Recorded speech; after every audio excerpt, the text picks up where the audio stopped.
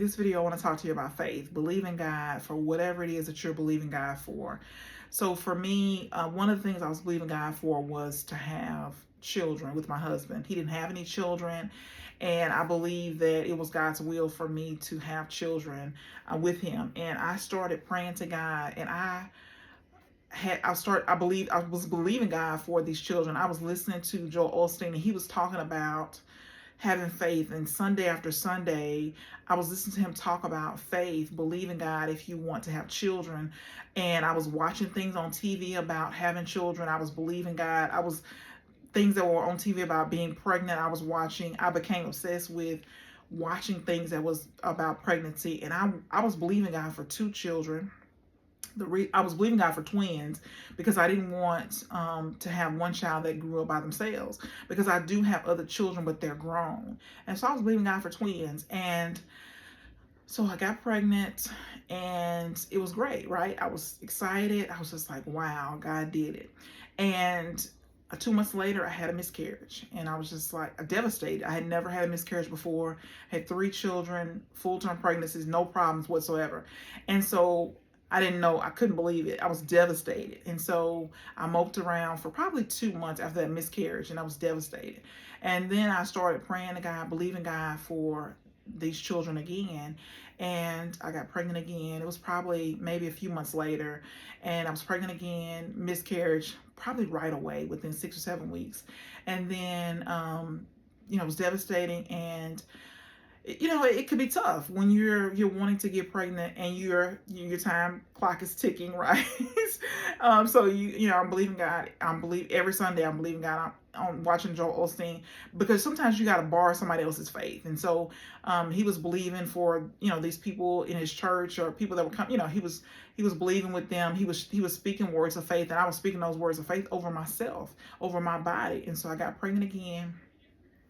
Third time miscarriage. And I was just like, oh my goodness. Okay, so I'm over it. This is too much for me. 3 miscarriages. I was getting older. I was probably 36, almost 37. And I was just like, okay, it's not gonna happen. I'm too old. I'm not gonna be able to do this. And so month after month, I was just like, okay, I just need a break. I don't think I can do this anymore. It's just too devastating. It's too hard on my body. All these different things, these different changes your body goes through. And so I was just like, okay, I just need a break. And so when I took that break and I decided, okay, I'm not going to be doing anything else. I stopped praying to God about having children, and I got pregnant. This time I had a baby, one baby. And so after I had this baby, the doctors told me, you cannot have any more children. He said the only way you can have children is if you went through fertility treatment. I was like, okay, well, I don't want any more children. This one is fine. I didn't get twins. I'm thankful for the one child that I got. And a year later, I was pregnant again. So I got 2 babies. I didn't get the twins, but I did get 2 babies, 2 years apart. And so if you are believing God for something, continue to believe God. You can borrow somebody else's faith if you don't believe. You can borrow somebody else's faith until you believe on your own. But God is everything. He controls everything. He does the impossible. And so you have to speak words of encouragement. You have to speak those words, speak those things that be not as though they are. You have to speak over your life. You have to speak over your body. Whatever it is you're believing God for, God can do anything but fail. And sometimes I think we forget that we believe man before we believe what God says. And so if you're believing God for something, stand on his word, whether it's by his stripes I'm healed, whether it's asking it shall be given, seeking you shall find, whatever it is for you, stand on the promises of God and watch how he does it. And so usually he doesn't do it the way we want, right? It's better, right? And so we don't know what's best for us. He does. He sees the whole plan. We just see one little piece, and we're just seeing it day by day. We don't know what's going to happen. We don't know how he's going to do it. We don't know when he's going to do it. His timing is not our timing.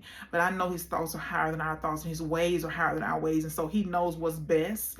And so keep standing, keep believing. Whatever it is that you're believing God for, keep believing, and just stand on his word. And don't let anybody negative come to you.